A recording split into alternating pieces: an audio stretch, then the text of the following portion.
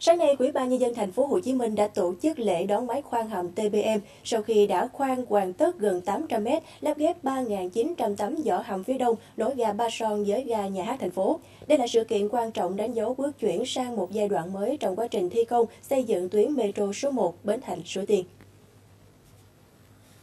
Thi công khoan hầm metro bằng công nghệ máy TBM là công nghệ mới lần đầu tiên áp dụng tại Việt Nam, giúp giảm thiểu ảnh hưởng đến giao thông và đời sống người dân trong khu vực, hạn chế tác động tới các công trình lân cận và giữ được cảnh quan trung tâm thành phố. Robot TBM dài 70 m, nặng 300 tấn sẽ được tháo rời tại ga Nhà hát thành phố, đưa về ga Ba Son, lắp ráp lại trong thời gian 3 tháng. Sau đó tiếp tục vào khoan đường hầm thứ hai về ga Nhà hát thành phố.